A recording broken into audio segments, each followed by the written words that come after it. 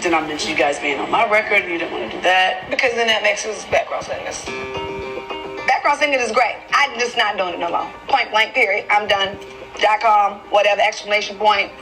Goodbye. I'm not doing it. Period. I don't want you to sit and disrespect background singing because a lot of us got here by doing background singing. No, that's not what I mean. But you said singing background with Toni Braxton, that ain't hot. It ain't hot. Not for me. It's disrespectful to the craft of all of us singers who got here by singing background. Ain't nobody disrespecting the craft of background singer. I made a whole lot of money singing background. It was great for me, when I was doing it, but that's not what I want to do anymore. And guess what? That is my choice. Just like it's her choice that she don't want to sing on the Braxton's album. Boom. I've said time and time again that ain't I'm not going to track anything. I'm out here singing Why Pop Pop with Toni Braxton. Somebody got to do the background. My family will find any reason to pick on Tamar. For some reason, my sisters don't want to hear about what I'm doing as an individual. Every time I say something, it's like, she's sneaking, she plotting. So, I just took it as if like, what? I can't talk about the things I'm doing? Like, for real? All I said was, I'm not comfortable with the Braxtons featuring Toni Braxton. That makes me a background singer. The difference is, It's dumb. Wait a minute. First of all, I'm sorry, I forgot how you said it. no. First of all, there's no need in getting out of darn tunes. I'm the one with that wait a minute. Tamar, you forgot. Be nasty. Also, you're going to get mad and walk out. I had to leave Tony's house because at that point I just felt just totally disrespected and attacked. I didn't get the chance to say anything. Like, what the we talking about that bullshit from last season for? It's stupid. Hold up, wait, real quick. You making yourself look bad, Tamar. You doing that yourself. I can't lie, this video clip was triggering for me. It brought tears to my eyes a little bit. Even growing up watching this TV show, I was always on Tamar's side. And psychologically speaking, I'm realizing this because when you're the scapegoat, you tend to be able to recognize another scapegoat.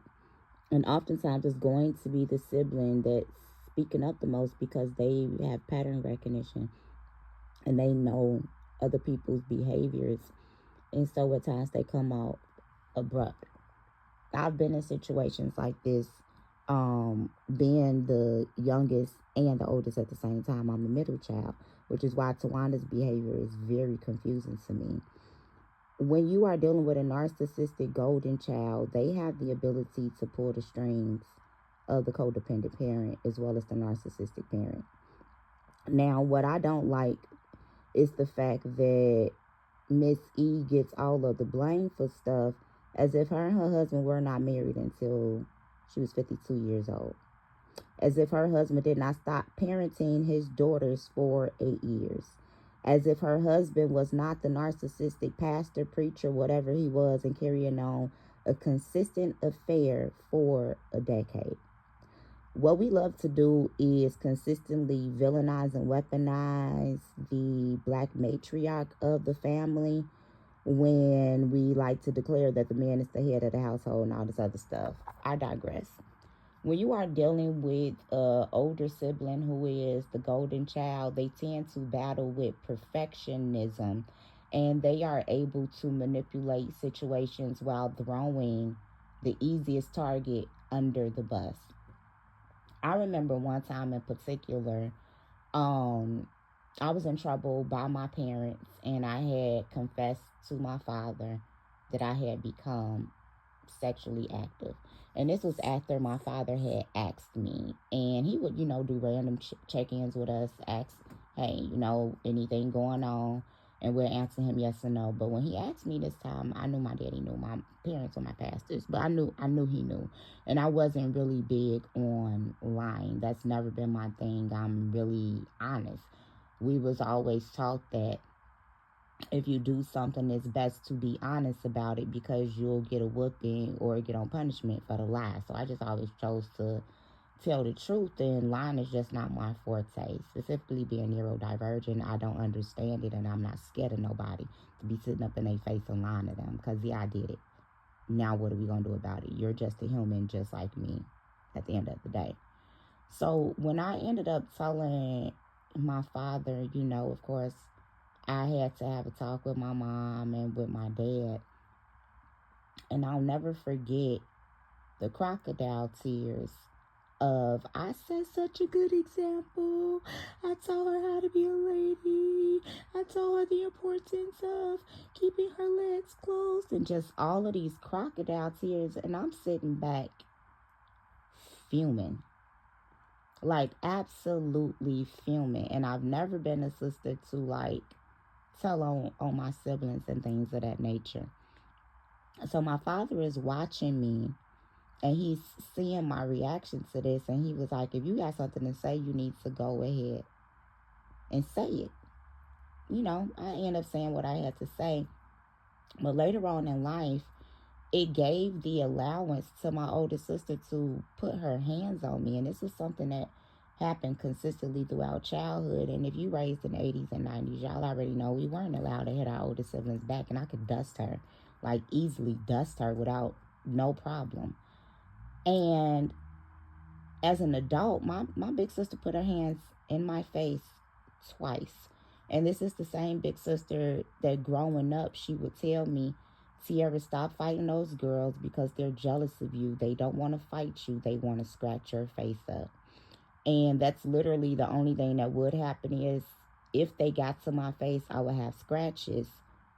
Versus them, they would end up in hospital, and I would end up having an arrest record, and almost getting kicked out of Chicago public schools, just everything else, because my daddy taught me how to like actually box, not fight. And so big sisters like Toni Braxton is very, very, very, very, very dangerous. And these are the type of siblings that will set you up to be harmed by other people. But because you have this codependency to them, like Tamar likes to say, I don't look at you as Toni Braxton, the singer. I view you as my big sister. There's still a level of idealization that she has for Toni, because we have it on record over these years of Toni actively throwing Tamar under the bus. Tamar was open to doing this album. And Tracy knew that Tamar was open to doing the album. And in Tamar's absence, Toni threw Tamar under the bus, saying that Tamar didn't want to do the album.